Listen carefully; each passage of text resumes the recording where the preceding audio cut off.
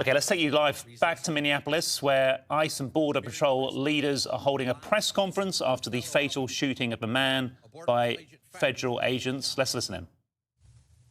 Medics on the scene immediately delivered medical aid to the subject, but the subject was pronounced dead at the scene.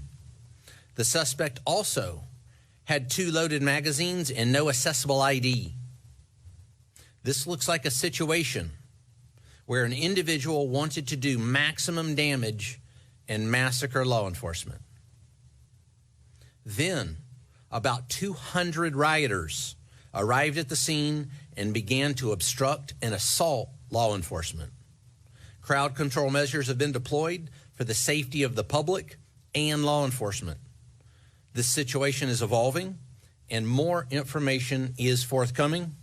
The officer was highly trained and had been serving as a Border Patrol agent for 8 years. The officer has extensive training as a range safety officer and less lethal officer. As mentioned, this is only the latest attack on law enforcement. Across the country, the men and women of DHS have been attacked, shot at, doxxed, had their family members threatened. And, as we have seen, more than 100 vehicle rammings over the past year against federal law enforcement. We will not allow violence against our law enforcement officers, and we need state and local help, state and local law enforcement, to help us coordinate to get violent criminals off the streets.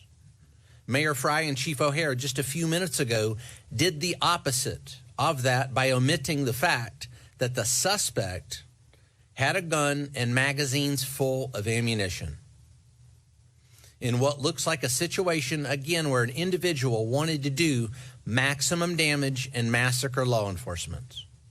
I want to reiterate what President Donald Trump, Secretary Kristi Noem, myself, Director Marcos Charles, and so many others have said time and again. If you obstruct a law enforcement officer or assault a law enforcement officer, you are in violation of the law and will be arrested. Our law enforcement officers take an oath to protect the public. We go to work every day to protect our friends, our neighbors, and our fellow citizens. The fact of the matter is that the law does not enforce itself. It takes men and women who are willing to risk their lives to enforce it. The men and women of CBP and ICE, law enforcement, are highly trained professionals who love this country and do this work because they want to leave their kids and their grandkids a country that's safe and secure. Questions? All right. One question. First question, when did the agents learn Matthew had a gun, and did he ever brandish that weapon at agents? Allie, this situation, again, is evolving. This situation is under investigation. Those facts will come to light. This particular incident is being investigated just like we investigate other similar incidents like we've done over the past several years. It's in the hands of professionals. Those facts will come to light. All right, going on to the next question. So, did he have an additional gun, or was the gun moved from the scene?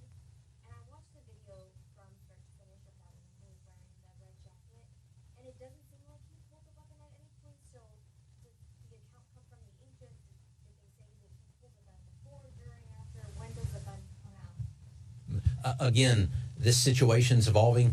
This is under investigation. Those facts will come to light, but let's take a look at the gun.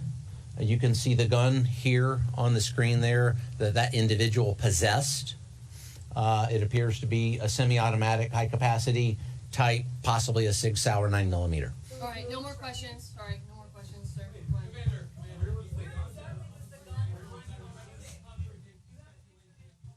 Okay, that was Greg Bovino, the US border commander at large, briefing members of the media after another fatal shooting in the Minnesota state capital of Minneapolis. Mr. Bovino saying that the man who died he had 2 loaded magazines of ammunition on him. He had no accessible ID. He wanted to do maximum damage and massacre law enforcement. He said hundreds of protesters turned up after the fatal shooting, and tear gas was deployed to try and break down those protests.